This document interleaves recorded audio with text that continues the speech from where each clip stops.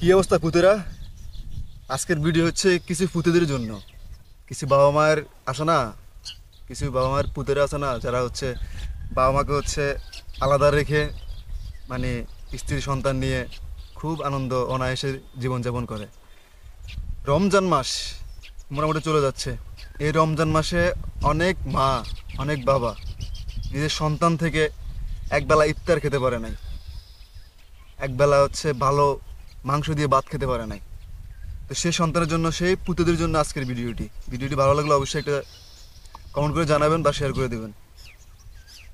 আমার সন্তান, আমার সন্তানকে আমি খুব ভালো ভালো কীভাবে মানে খাওয়াতে পারি, কীভাবে ভালো রাখতে পারি। আমার সন্তান নিয়ে আমার খুব বড় বড় স্বপ্ন।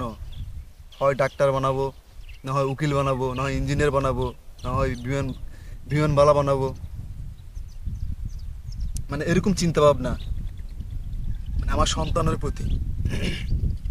আমার সন্তানকে ভালো মন্দ কীভাবে খেলে হচ্ছে শরীর গ্রোথ করবে, শরীর স্বাস্থ্য ভালো থাকবে সে চিন্তা করি। কিন্তু নিজের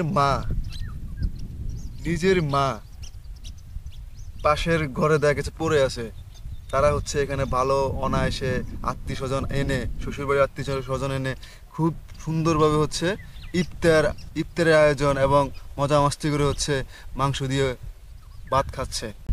মা পাশের ঘরে পড়ে আছে কিন্তু তার কোনো খোঁজ নাই। তা আমার সন্তানকে আমি দিনই শিক্ষা দেওয়ার জন্য বড় করতেছি। আমার সন্তানটাকে আমি খুব ভালো মন্দ খাবার খাইয়ে আমি আমি মাদ্রাসায় ভর্তি করাইছি। কেন? নিশ্চয়ই কোনো একটা লক্ষ্য আছে। সন্তানকে হয়তো আলেম বানাবো বা ভালো নামাজি বানাবো। কেন? যে কোনো একটা স্বপ্ন তো থাকে যে ভবিষ্যতে যেন আমার সন্তান সুশিক্ষিত হয়ে মানুষ হয়, ভালো হয়, যেন শেষ বয়সে মা বাবার খিদমত করে, ঠিক না? এই চিন্তাটা এই চিন্তাটাকে তোমার বাবা মা করে নাই? আজকে তুমি তোমার সন্তানটাকে তুমি ভালো মানুষের মতো মানুষ করার জন্য মানে নাম করা মাদ্রাসা ভর্তি করাইছো আলেম বানানোর জন্য। তোমার যে কোনো একটা লক্ষ্য আছে তোমার সন্তানের প্রতি, সেই লক্ষ্যটা কি তোমার বাবা মার ছিল না? আজকে নিজের বাবা মার খোঁজ না রেখা, নিজের বাবা মাকে ভালো মন্দ একবেলা না খাইয়ে নিজের সন্তান আর নিজের স্ত্রীকে নিয়ে স্বপ্ন দেখতেছ। তো মনে রাখো, একটা কথা বলি, দোয়া করো তুমি তোমার সন্তানের প্রতি, যেন জালেমের ঘর থেকে জালেম না হয়, জালেমের ঘর থেকে যেন আলেম হয়। যদি জালেমের ঘর থেকে জালেম হয় তাহলে কিন্তু তুমি শেষ।